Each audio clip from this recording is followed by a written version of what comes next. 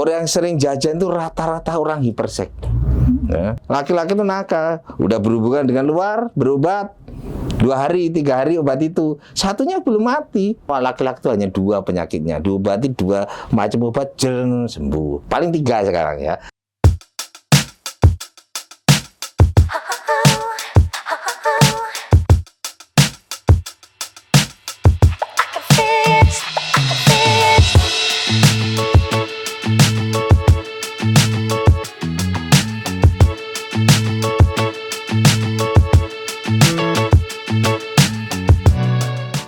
Halo guys, sobat Dermokutan PSE. Ini bertemu kembali saya dengan Dr. Vitalis, SPDVE, yang sehari-hari memberikan pelayanan di apotek PSE. Nah, ini kebetulan pas saya waktu senggang kemarin itu, dari manajemen apotek itu minta supaya mengisi berdasarkan pasien-pasien yang telah ditangani. Ternyata banyak sekali yang memberikan input. Terima kasih kepada guys Dermokutan PSE yang telah memberikan input sehingga akan meningkatkan pelayanan apotek dan tentu akan memberikan kontra positif yang kepada saya sendiri selaku pelayan kesehatan kulit dan kelamin. Di sini sudah disiapkan data-datanya dan saya diminta untuk memberikan penjelasan berdasarkan pasien-pasien yang sudah berobat, ya. Jadi mungkin di sini saya ditemani dengan administrator di apotek Purwisata Estetika. Ini adalah Ibu Ayul sehari-harinya, ya. Dan ini membantu sebagai kelancaran apotek Purwisata Estetika. Ini sudah merangkum apa yang mau ditanyakan kepada saya, hal-hal yang penting. Tapi katanya sih pinginnya sih yang agak menarik itu katanya. Kan menarik itu yang sebenarnya yang IMS ya. IMS itu adalah bukan ingin mau seksual, bukan. Namanya infeksi menular seksual, ya. Mungkin Bu Ayu bisa apa sih yang sering ditanyakan kepada pasien kepada kita, coba kok saya biar ada input ke kita, siapa tahu ini penting untuk dia. Iya Pak Dokter, ini kan banyak yang menanyakan dengan kemajuan teknologi bagaimana kondisi sekarang posisi penyakit menular seksual yang sudah seberapa gawatnya untuk masalah IMS itu. Ya, ini saudara tahu ya, ini akibat dari FB itu terutama ya. FB itu sering digunakan, FB itu ya. Ya nanti kencan macam-macam. Itu kan salah satu dampak dari kemajuan teknologi. Ya. Dengan bantuan teknologi itu tentu persahabatan gampang. Gitu. Ya loh, gampangannya kalau kita lihat film-film itu kan orang banyak pada diganti fotonya ya, yang dulunya jelek jadi cantik ya. Nah itu sangat menarik, jadi orang itu ingin selalu bertemu. Dan kita nggak tahu apa itu riwayat dari seksualnya untuk orang yang akan kita kenal, nggak tahu Bu. Nah, itulah makanya kadang-kadang terutama pada orang-orang yang remaja, karena orang remaja yang ngajak dewasa itu kadang itu masih orang yang mencari jati diri dia, ya. Who am I, siapa aku? Kadang-kadang orang itu dikasih tahu orang tuanya nggak mau, dia tahu-tahu lebih percaya pada temannya. Ya kalau temannya itu baik, kalau tidak baik repot. Sementara temannya itu menggunakan media sosial. Hati-hati dan ingat ya, sekali kita kena di media sosial itu susah sekali menghapusnya. Ya, makanya ya kita itu punya tugas penting ya supaya bahwa anak-anak kita ke depan itu ya tidak sampai terjerumus. Ya, bisa dibayangkan yang paling ditakutin adalah AIDS. Ya. AIDS itu nggak pernah tahu ya. Kalau saya dulu sekolah itu AIDS itu berlanjutan, pokoknya berpacu dengan dokternya. Siapa yang duluan mati? Ya, karena AIDS itu muncul kan ketahuan setelah 10 tahun. Orang tuh nggak tahu yang namanya panas ringan ini. Itu yang penyakit yang terkait kelamin. Tapi kalau yang penyakit kelamin yang umum itu sebetulnya sih sudah baik ya. Tapi dengan adanya informasi itu memang repot ya. Kadang-kadang orang mudah beli sendiri. Obatnya itu udah yakin baik sehingga dia melakukan apa saja. Dampaknya apa? Dia menularkan. Jadi satu pindah keluar susah sekali ngaturnya. Itulah yang disebut dengan ini. Jadi tetap ya dengan adanya kemajuan teknologi, kemudahan membeli obat, ya. Belum lagi kalau di negara kita tuh ya sampai sekarang tuh masih susah mencari obat-obat yang gelap, ya. Namanya obat gelap itu ya nggak jelas, ya. Ya kadang-kadang benar, kadang-kadang tidak, ya. Nah, itulah yang membuat kita itu harus benar-benar memberikan penekanan untuk infeksi menular seksual, ya. Dan apalagi dengan kemajuannya itu, ya.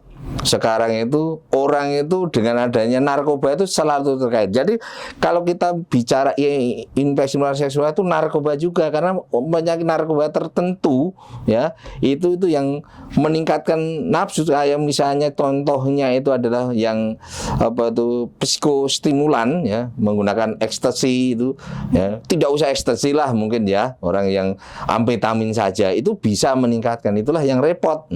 Dan sekali berhubungan, dia nanti akan menjawar ke tempat orang lagi, akhirnya susah sekali. Ya itulah makanya kemajuan teknologi harus benar-benar kita batasi. Makanya kita sebagai pelayan kesehatan, ya, mencoba semaksimal mungkin memberikan solusi supaya orang itu benar-benar tahu bahwa apa yang dilakukan itu tidak baik, dan hati-hati, ya, dengan adanya kencan dengan online, ya.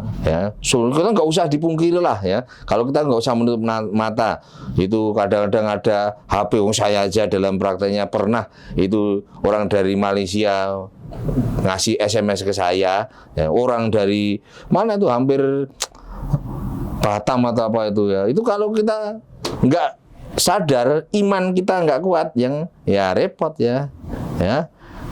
Iman kita nggak kuat, akhirnya amin yang ini. Makanya hati-hati bener, ya.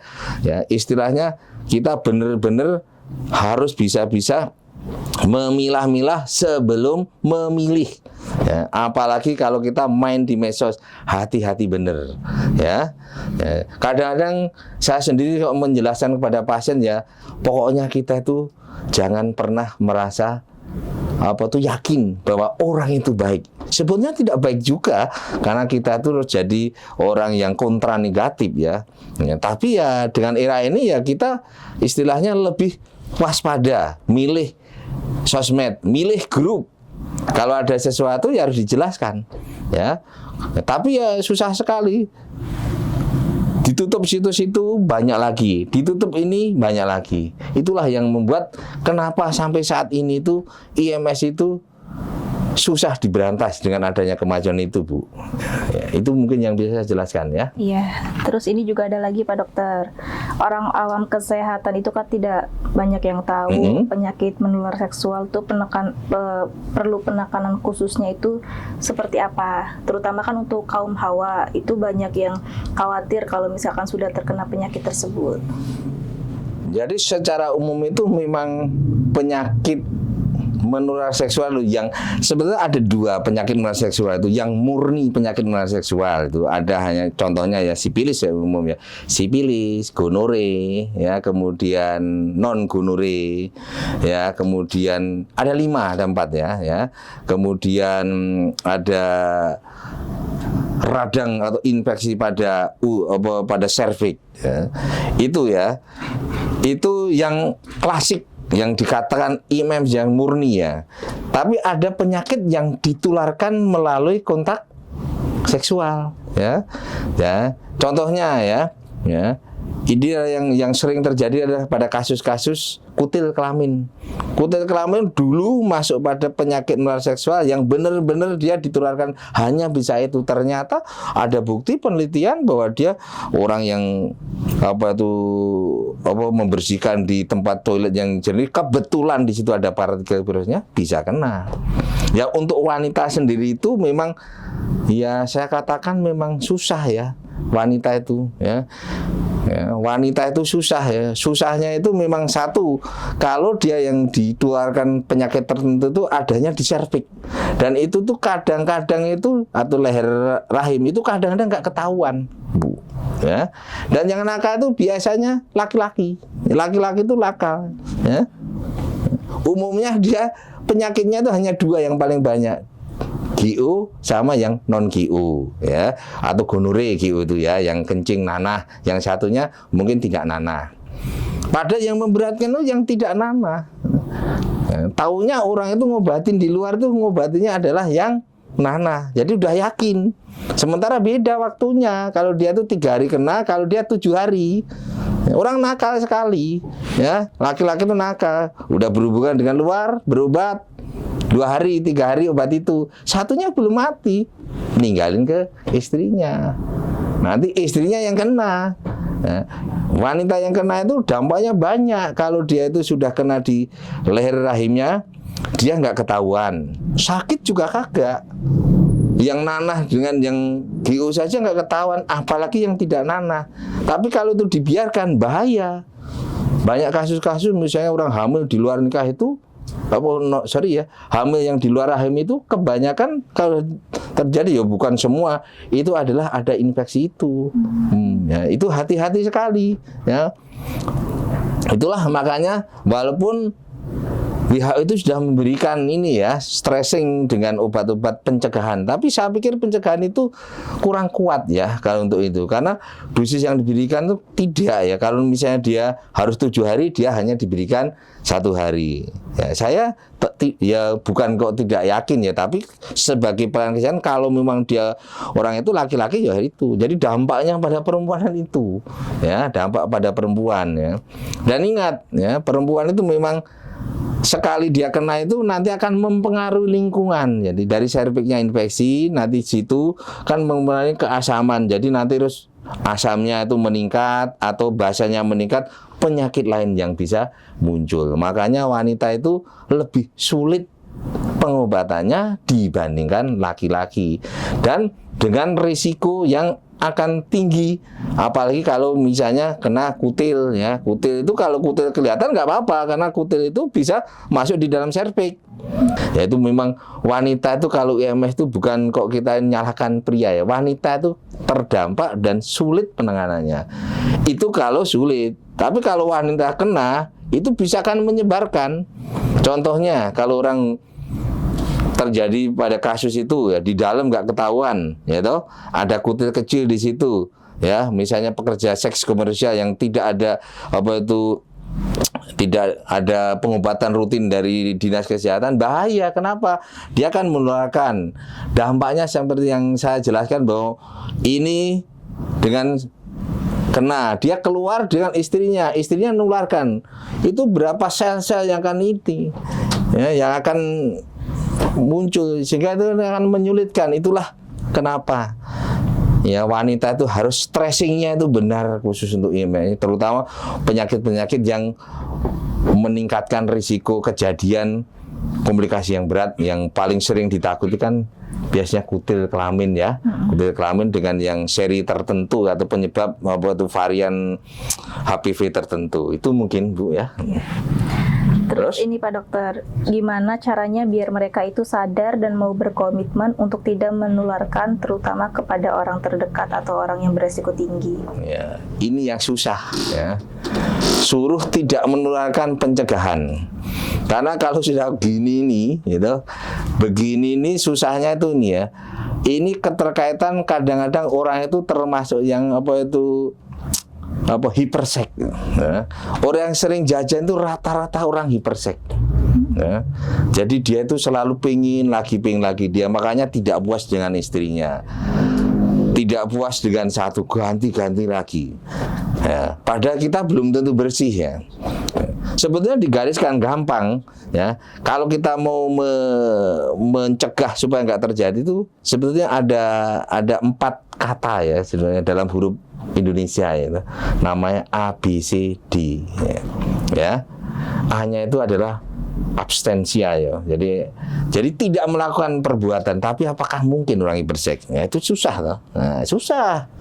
Mana ada orang itu ya, boro-boro gitu keluar dari pintu ya dengan istrinya, bablas, susah ya. Itu bukan hanya laki-laki, wanita juga ada ya. Ya, kemudian yang kedua adalah be faithful setia pada satu pasangan. Nah, ini kadang-kadang disalahartikan sama pasien. Ya, setia pada satu pasangan. Setia dok, saya datang ke satu setia. Saya di Palembang punya, di Jogja punya. Setia kan satu pasangan. Di Palembang satu, di sini satu. Lagi gimana ini kan kacau. Ya.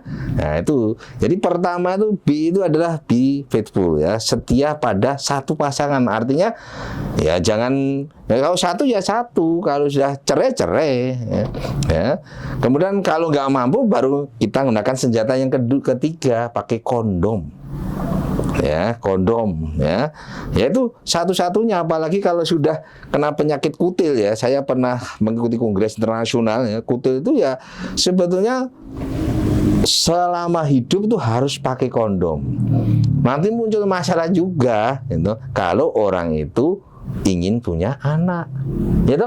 Nah, untuk bayi tabung, ya mungkin kalau untuk ekonomi orang kita ya kebanyakan, kecuali kalau orang yang golongan-golongan jet set ya mungkin nggak masalah ya. Orang yang tidak punya kan nggak akan bisa.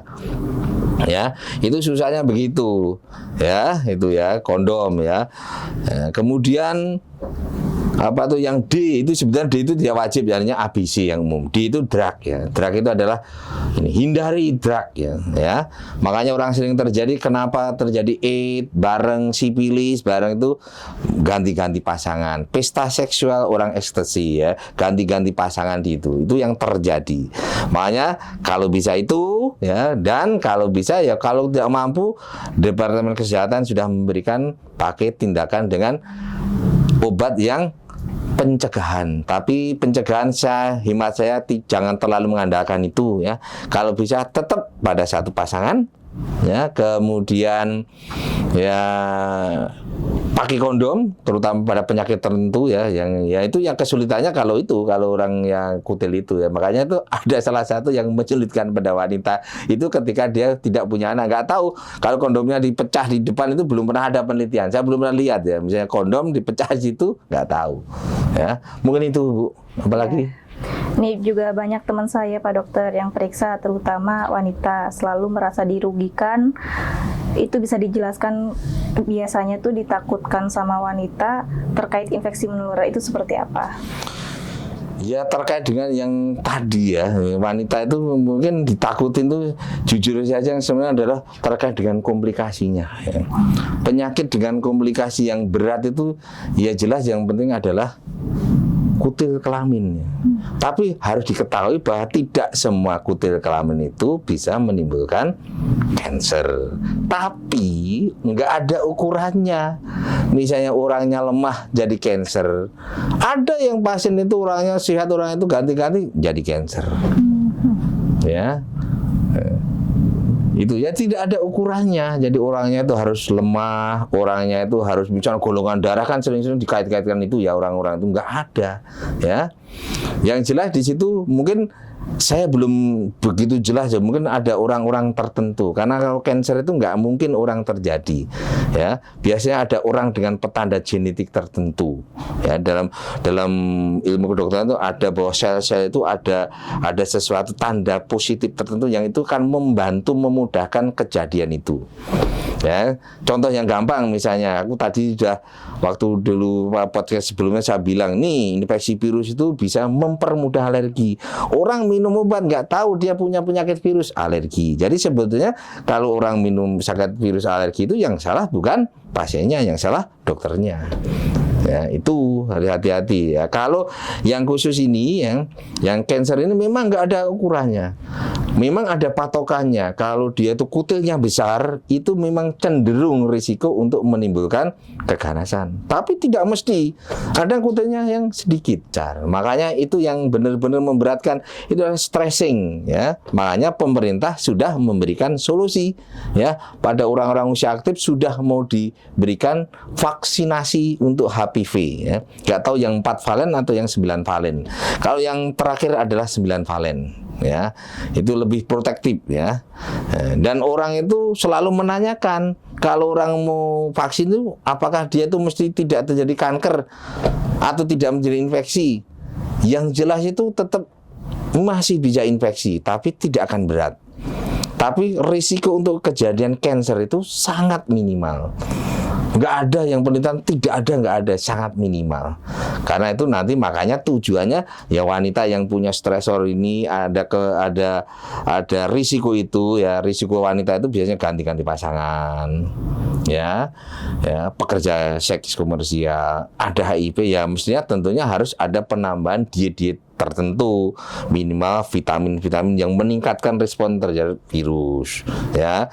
Kemudian banyak makan sayuran pun hati-hati, karena sayuran pun kan pakai antiseptik, ya itu pestisida, ya. Sementara pestisida sendiri kalau lama memang hidup ini akhirnya bahwa tidak semua, ya.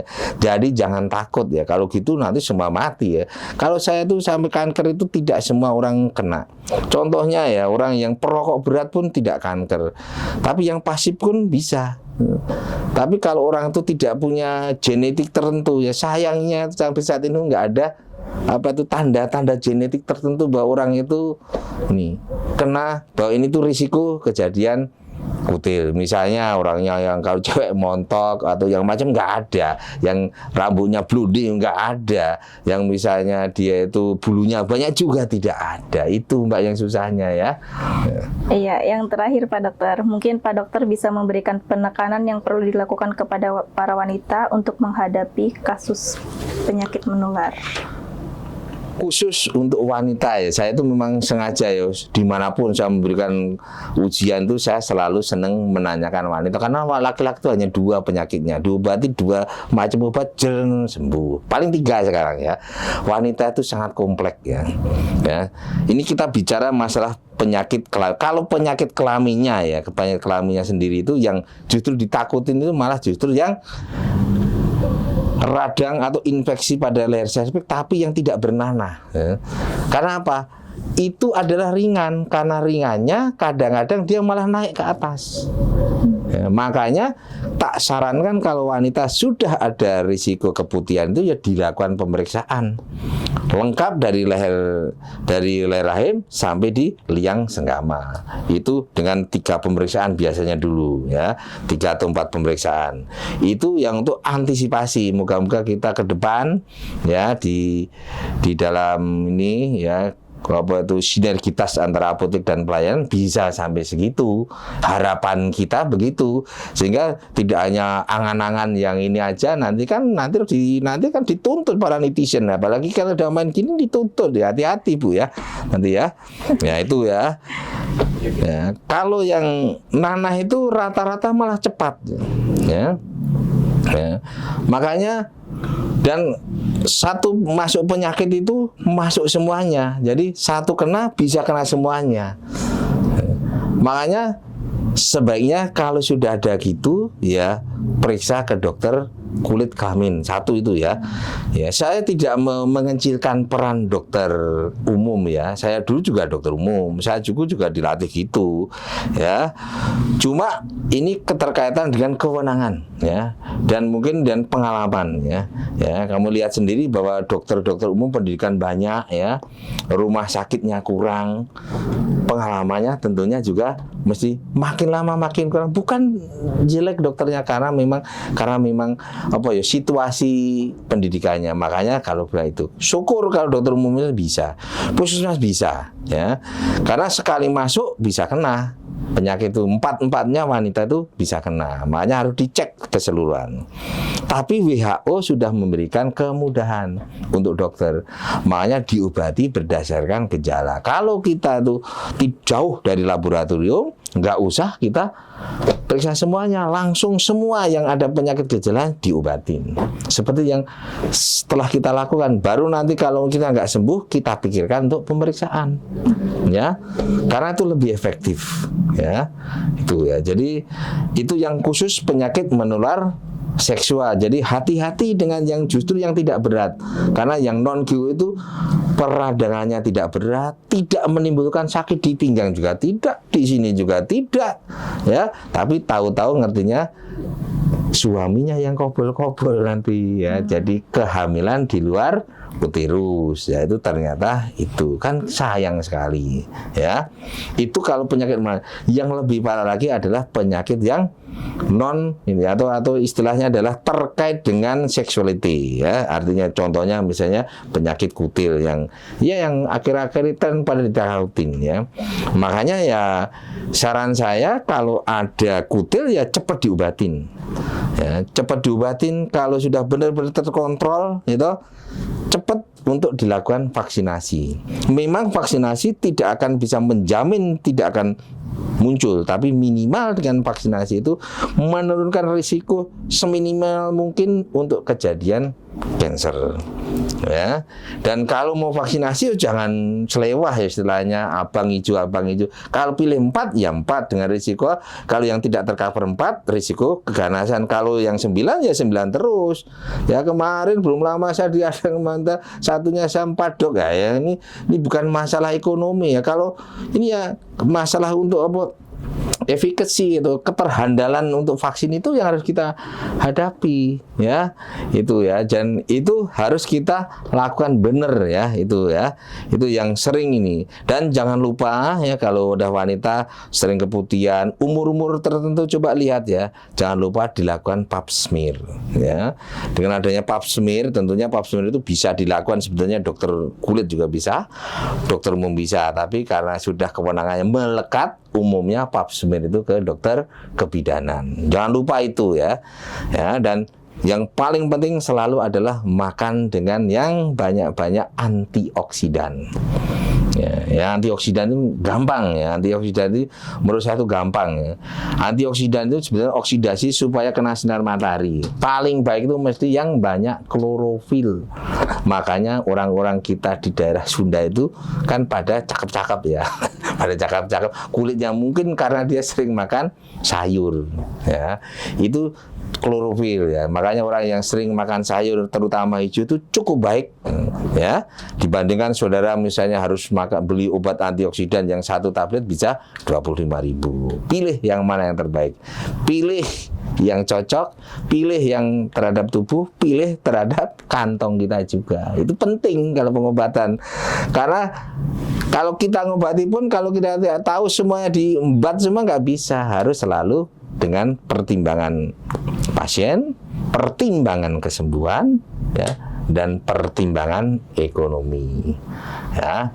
Semoga dengan podcast ini ya, ini cukup bermanfaat ya. Ini hanya ya, mungkin kita nanti pada lanjutannya akan kita teruskan dengan topik-topik yang menarik, tapi jangan lupa ya tuh like, subscribe, dan komen ya. Dan kalau ada apa-apa jangan lupa tulis di sini. Kalau misalnya ingin pembahasan apa, nanti kita siapkan untuk sejelas-jelasnya semampu kita bersama dengan kru dari Apotek Puri Surabaya, tentunya di PSI Talk. Terima kasih dan salam sehat pada guys Dermo Kutan PSI.